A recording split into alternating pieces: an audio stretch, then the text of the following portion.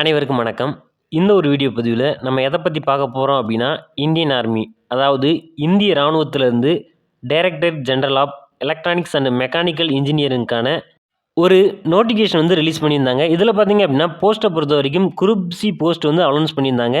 Job லொக்கேஷனை பொறுத்த வரைக்கும் ஆல் ஓவர் இந்தியா முழுக்க கொடுத்துருந்தாங்க. இதில் பார்த்தீங்க அப்படின்னா 625 ப்ளஸ் வேகன்சிஸ் கொடுத்துருந்தாங்க. இதுக்கான முழுமையான தகவலுக்கான வீடியோ பார்த்தீங்க அப்படின்னா நம்ம ஆல்ரெடி அப்லோட் பண்ணியிருந்தோம். அதுக்கான வீடியோ லிங்க் நீங்கள் பார்க்கல அப்படின்னா அதுக்கான லிங்க் பார்த்தீங்க அப்படின்னா டிஸ்கிரிப்ஷனில் இருக்குது, மறக்காமல் செக் பண்ணி பாருங்கள். இந்த ஒரு வீடியோ பதிவில் நம்ம எதை பற்றி பார்க்க போகிறோம் அப்படின்னா, இதுக்கு நீங்கள் எப்படி அப்ளை பண்ணுறது அப்படின்றதான் பார்க்க போகிறோம். ஸ்கிப் பண்ணாமல் முழுமையாக வாட்ச் பண்ணுங்கள். அப்போ தான் இருக்கக்கூடிய நம்ம சொல்லக்கூடிய டீட்டெயில்ஸ்லாம் உங்களுக்கு தெரியும். இதை நீங்கள் எப்படி அப்ளை பண்ண முடியும் அப்படின்னா, ஆஃப்லைன் மூலமாக மட்டும்தான் நீங்கள் வந்து அப்ளை பண்ண முடியும். அவங்க வந்து இதுக்கான அப்ளிகேஷன் ஃபார்ம் வந்து கொடுத்துருப்பாங்க, அதை நீங்கள் ஃபில் பண்ணுற மாதிரி இருக்கும். இந்த அப்ளிகேஷன் ஃபார்மை நம்முடைய டெலகிராம் அண்ட் வாட்ஸ்அப்பில் நான் சென்ட் பண்ணுறேன். நம்முடைய டெலகிராம் அண்ட் வாட்ஸ்அப்பில் ஜாயின் பண்ணாதவங்க மறக்காமல் ஜாயின் பண்ணிக்கோங்க. அதுக்கான லிங்க்குமே பார்த்தீங்க அப்படின்னா டிஸ்கிரிப்ஷனில் இருக்குது. இந்த பிடிஎஃப் ஓப்பன் பண்ணிங்க அப்படின்னா இந்த மாதிரி தான் இருக்கும். இந்த அப்ளிகேஷன் ஃபார்மை பொறுத்த வரைக்கும் நீங்கள் டைப் பண்ணியும் அனுப்பலாம், இல்லை அப்படின்னா உங்களுடைய ஓன் ஹேண்ட் ரைட்டிங்லையும் நீங்கள் எழுதி அனுப்பலாம். ஃபஸ்ட்டு என்ன கொடுத்துருக்காங்க அப்படின்னா, டிஏவிபி அட்வர்டைஸ்மெண்ட் நம்பர் அப்படின்ற மாதிரி கேட்டிருப்பாங்க. அதில் பார்த்தீங்க அப்படின்னா நீங்கள் என்ன எழுதணும் அப்படின்னா 10103 ஒரு கிராஸ் கோடு அல்லது ஸ்கைபன் யூஸ் பண்ணிக்கோங்க. 11 ஸ்கைபன் 0004 ஸ்கைபன் 2425 அப்படின்னு இதில் வந்து கரெக்டாக எழுதிக்கோங்க. 2ல் பார்த்தீங்க அப்படின்னா யூனிட் அட்ரஸை வந்து எழுதணும். நம்ம வந்து இதற்கான ஃபுல் இன்ஃபர்மேஷன் வீடியோவில் நம்ம வந்து யூனிட் எந்த போஸ்ட்டு எல்லாமே கொடுத்துருப்போம். அதில் நீங்கள் எந்த யூனிட்டுக்கு எழுத போடுறீங்களோ அதுக்கான அட்ரஸ் இருக்கும். அதை கரெக்டாக பார்த்து நீங்கள் அந்த 2ல் எழுதிக்கோங்க.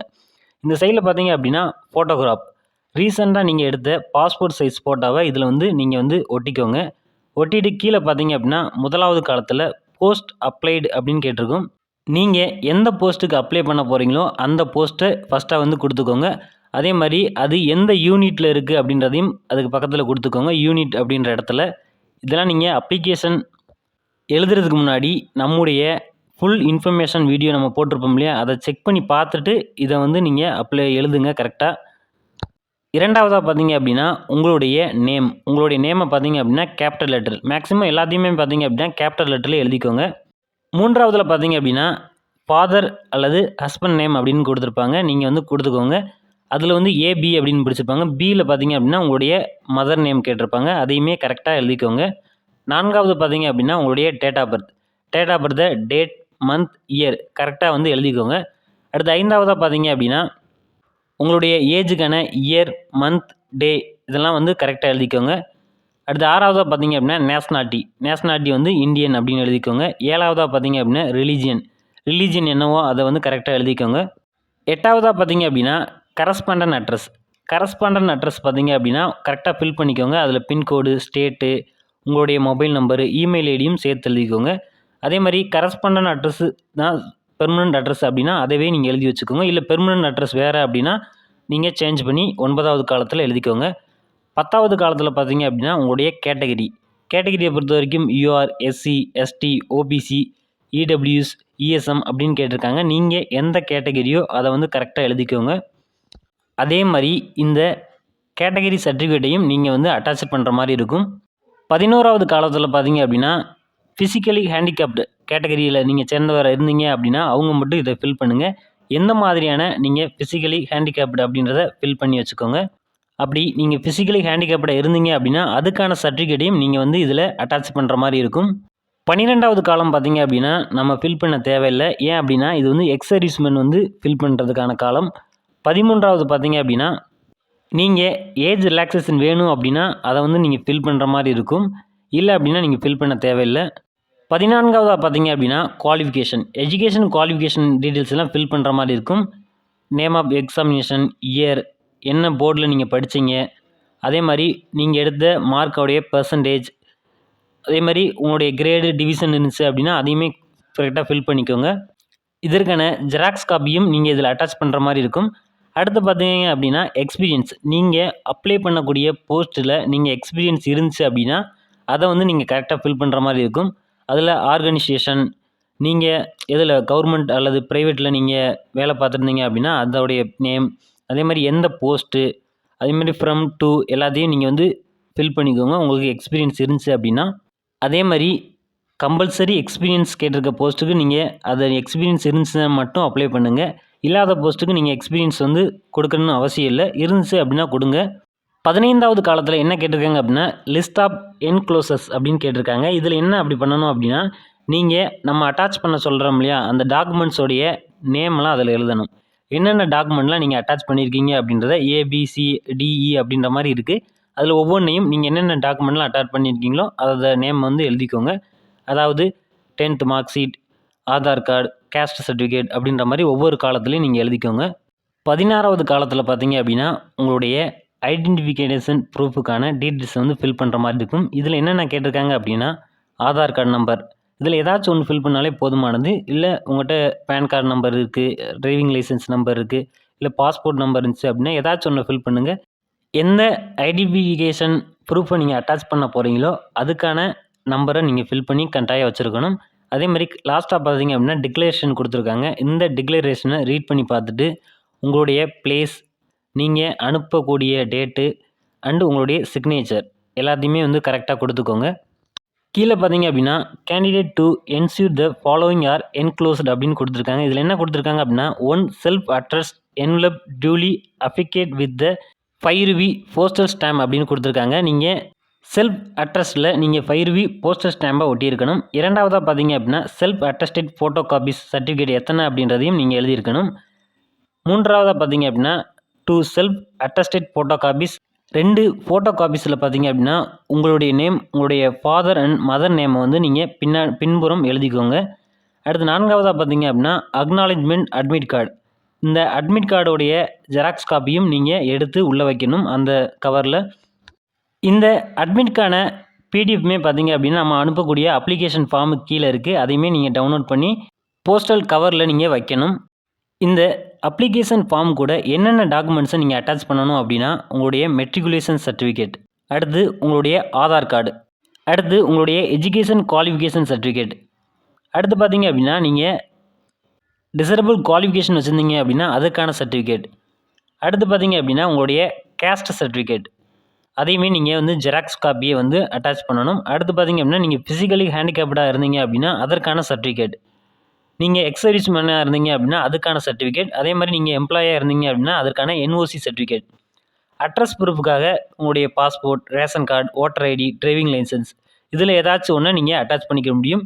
இந்த சொல்லக்கூடிய டாக்குமெண்ட்ஸ்லாம் பார்த்தீங்க அப்படின்னா நீங்கள் ஜெராக்ஸ் காப்பியை தான் அட்டாச் பண்ணணும். இது கூட நம்ம ஏற்கனவே சொன்ன மாதிரி 2 ஃபோட்டோ காப்பியும் நீங்கள் அட்டாச் பண்ணணும், உங்களுடைய ரீசெண்டாக எடுத்த பாஸ்போர்ட் சைஸ் ஃபோட்டோவை. அதே மாதிரி இந்த அப்ளிகேஷன் ஃபார்மை ஃபில் பண்ணிவிட்டு ஒவ்வொரு நீங்கள் ஜெராக்ஸ் காப்பி அட்டாச் பண்ணியிருப்பீங்களா அது கீழே வந்து உங்களுடைய சிக்னேச்சரை கொடுத்துக்கோங்க. அதுக்கு பேர் தான் செல்ஃப் அட்டஸ்டட். அதை கொடுத்துட்டு இந்த அப்ளிகேஷன் ஃபார்மை பார்த்தீங்க அப்படின்னா ஒரு கொரியர் கவரில் A4 ஷீட்டில் வைக்கக்கூடிய கொரியர் கவரில் வச்சுக்கோங்க. வச்சுட்டு 10.5 சென்டிமீட்டர் இன்ட்டு 25 சென்டிமீட்டர் அளவுள்ள ஒரு போஸ்டல் கவரில் அந்த 5 ரூபா ஸ்டாம்பையும் ஒட்டி நீங்கள் அந்த கொரியர் கவருக்குள்ளே இந்த அப்ளிகேஷன் ஃபார்ம் அண்டு இந்த போஸ்டல் கவர் இதை பார்த்தீங்க அப்படின்னா ஆர்டினரி போஸ்ட்டில் நீங்கள் சென்ட் பண்ணணும். அதே மாதிரி நீங்கள் எந்த அட்ரஸ்க்கு சென்ட் பண்ணணும் அப்படின்னா நீங்கள் எந்த போஸ்ட்டுக்கு அப்ளை பண்ண போகிறீங்களோ அது எந்த யூனிட் அப்படின்னு பாருங்கள். அந்த யூனிட்டில் வந்து அட்ரஸுமே கொடுத்துருப்பாங்க. இது அப்ளிகேஷன் ஃபார்மில் இருக்குது. இந்த அப்ளிகேஷன் ஃபார்மில் நோட்டிஃபிகேஷன், இதற்கான அப்ளிகேஷன் ஃபார்ம், அதே மாதிரி அக்னாலஜ்மெண்ட் அட்மிட் கார்டு எல்லாமே இருக்குது. நான் வந்து நம்மளுடைய டெலகிராம் அண்ட் வாட்ஸ்அப்பில் சென்ட் பண்ணுறேன், மறக்காமல் செக் பண்ணி பாருங்கள். நெக்ஸ்ட் பார்த்தீங்க அப்படின்னா உங்களுடைய எக்ஸாமினேஷனை பொறுத்த வரைக்கும் அப்ஜெக்டிவ் டைப்பில் தான் இருக்கும். எவ்வளோ மார்க்ஸ் அப்படின்னா 150 மார்க்ஸுக்கு உங்களுடைய எக்ஸாமினேஷன் இருக்கும். இதில் நெகட்டிவ் மார்க்கை பொறுத்த வரைக்கும் நீங்கள் ராங் ஆன்சர் பண்ணக்கூடிய ஒவ்வொரு கொஸ்டினுக்குமே பார்த்தீங்க அப்படின்னா 0.25 மார்க்ஸை வந்து நெகட்டிவ் பண்ணுவாங்க. அதே மாதிரி என்னென்ன போஸ்ட்டுக்கு அப்படின்னு பார்க்கலாம்.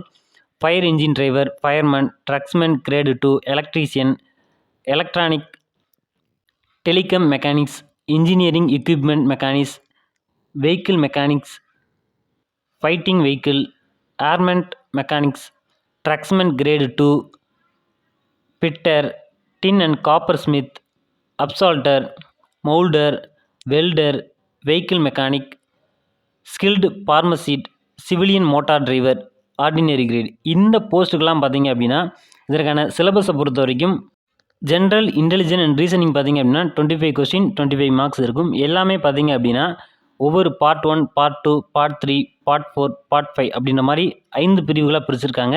இது எல்லாமே பார்த்தீங்க அப்படின்னா 25 வினாக்களுக்கு 25 மதிப்பெண்கள் அப்படின்ற அடிப்படையில் கொடுத்துருக்காங்க. அதாவது ஒரு வினாவுக்கு ஒரு மதிப்பெண் அப்படின்றதுல. இதில் ஜென்ரல் இன்டெலிஜென்ட் அண்ட் ரீசனிங் இருக்கும், ஜென்ரல் அவேர்னஸ் இருக்கும், ஜென்ரல் இங்கிலீஷ் இருக்கும், நியூமெரிக் ஆப்டிடியூட் இருக்கும், ட்ரேட் ஸ்பெசிஃபிக்காக இருக்கும். டோட்டலாக பார்த்தீங்க அப்படின்னா 150 கொஸ்டின்ஸ் 150 மார்க்ஸ்க்கு இருக்கும். அடுத்தது பார்த்தீங்க அப்படின்னா store keeper, lower division clerk, stenographer grade 2 இதற்கான சிலபஸை பொறுத்த வரைக்கும் 4 பிரிவுகளாக பிரிச்சிருக்காங்க. பார்ட் 1, பார்ட் 2, பார்ட் 3, பார்ட் 4 அப்படின்ற மாதிரி. இதுலேயுமே பார்த்தீங்க அப்படின்னா ஜென்ரல் இன்டெலிஜென்ட் ரீசனிங் பார்த்தீங்க அப்படின்னா 25 கொஸ்டின்ஸ் இருக்கும் 25 மார்க்ஸ்க்கு. ஜென்ரல் அவேர்னஸை பொறுத்த வரைக்கும் 25 கொஸ்டின்ஸ் இருக்கும் 25 மார்க்ஸுக்கு. ஜென்ரல் இங்கிலீஷை பொறுத்த வரைக்கும் 50 கொஸ்டின்ஸ் இருக்கும் 50 மார்க்ஸுக்கு. நியூமெரிக்கல் ஆப்டிடியூடை பொறுத்த வரைக்கும் 50 கொஸ்டின்ஸ் இருக்கும் 50 மார்க்ஸுக்கு. டோட்டலாக பார்த்தீங்க அப்படின்னா 150 கொஸ்டின்ஸ் 150 மார்க்ஸுக்கு இருக்கும். அடுத்தது பார்த்தீங்க அப்படின்னா cook, barber, washerman, MTS, tradesman mate இதுக்கெல்லாம் பார்த்தீங்க அப்படின்னா சிலபஸை பொறுத்த வரைக்கும் பார்ட் 1, பார்ட் 2, பார்ட் 3, பார்ட் 4 அப்படின்ற மாதிரி பிரிச்சிருக்காங்க. ஜென்ரல் இன்டெலிஜென்ட் அண்ட் ரீசனிங்கை பொறுத்த வரைக்கும் 50 கொஸ்டின்ஸ் இருக்கும் 50 மார்க்ஸுக்கு. ஜென்ரல் அவேர்னஸை பொறுத்த வரைக்கும் 50 கொஸ்டின்ஸ் இருக்கும் 50 மார்க்ஸுக்கு. ஜென்ரல் இங்கிலீஷை பொறுத்த வரைக்கும் 25 கொஸ்டின்ஸ் இருக்கும் 25 மார்க்ஸுக்கு. நியூமெரிக்கல் ஆப்டிடியூடை பொறுத்த வரைக்கும் 25 கொஸ்டின்ஸ் இருக்கும் 25 மார்க்ஸுக்கு. டோட்டலாக பார்த்தீங்க அப்படின்னா 150 கொஸ்டின்ஸ் 150 மார்க்ஸுக்கு இருக்கும். உங்களுக்கான எக்ஸாமினேஷன் டியூரேஷனை பொறுத்த வரைக்கும் 2 மணி நேரம் உங்களுக்கான தேர்வு வந்து நடைபெறும். இதில் பார்த்தீங்க அப்படின்னா உங்களுடைய எக்ஸாமினேஷன் சென்டர்ஸ் எல்லாம் கொடுத்துருக்காங்க. யூனிட்டை பொறுத்த வரைக்கும் 151-7015 இஎம்இ பெட்டாலியனுக்கு பார்த்தீங்க அப்படின்னா 505 army base work shop Delhi கேண்டில் இருக்கும். இரண்டாவது பார்த்தீங்க அப்படின்னா engineering static work shop EME Pune Maharashtra unit நீங்கள் அப்ளை பண்ணீங்க அப்படின்னா உங்களுக்கு வந்து இது மட்டும் இல்லை, art statistic work shop Nasik Maharashtra, armed statistic work shop Ahmednagar Maharashtra இந்த மூன்றுக்குமே நீங்கள் அப்ளை பண்ணீங்க அப்படின்னா உங்களுக்கான எக்ஸாமினேஷன் சென்டரை பொறுத்த வரைக்கும் இஎம்இ ஸ்கூல் வாடாடோரா பெட்டகுஞ்ச் குஜராத்தில் இருக்கும். ஐந்தாவது பார்த்தீங்க அப்படின்னா quality control engineering detachment base work shop Agra Uttar Pradesh இந்த யூனிட்க்கு அப்ளை பண்ணியிருந்தீங்க அப்படின்னா உங்களுக்கு 509 ஆர்மி பேஸ் ஒர்க் ஷாப் ஆக்ராவில் இருக்கும். அதே மாதிரி ஆறாவதுமே பார்த்தீங்க அப்படின்னா அந்த மாதிரி டிட்டாச்மெண்ட் ஒர்க் ஷாப் மத்திய பிரதேஷ் இதுக்கு அப்ளை பண்ணியிருந்தீங்க அப்படின்னா உங்களுக்கு 506 ஆர்மி பேஸ் ஒர்க் ஷாப் ஜபல்பூரில் இருக்கும். அடுத்து ஏழாவதுமே சேம் தான். இதுக்குமே பார்த்தீங்கன்னா 506 ஆர்மி பேஸ் ஒர்க் ஷாப் ஜபல்பூரில் இருக்கும். எட்டாவது பார்த்தீங்க அப்படின்னா ஸ்டாட்டிக் ஒர்க் ஷாப் இஎம்இ மியோ மத்திய பிரதேஷ் இதுக்கு அப்ளை பண்ணியிருந்தீங்க அப்படின்னா இஎம்இ ஸ்கூல் வடடூர் பெட்டகுஞ்ச் குஜராத்தில் இருக்கும். இதான் உங்களுக்கான எக்ஸாமினேஷன் சென்டர்ஸ். இதற்கு நீங்கள் எலிஜிபிளாக இருந்தீங்க அப்படின்னா 28 டிசம்பர் 2024 17 ஜனவரி 2025 வரைக்கும் இந்த ஒரு அப்ளிகேஷனை நீங்கள் போஸ்ட் மூலிமா நீங்கள் அப்ளை பண்ணிக்கிற முடியும். ஃபுல் இன்ஃபர்மேஷன் வீடியோ நீங்கள் பார்க்கல அப்படின்னா மறக்காமல் செக் பண்ணி பாருங்கள். இது போன்ற தகவலை நீங்கள் தொடர்ந்து தெரிஞ்சுக்கணும் அப்படின்னா நம்முடைய சேனலை மறக்காமல் சப்ஸ்கிரைப் பண்ணிக்கோங்க. ஜெய்ஹிந்த், நன்றி, வணக்கம்.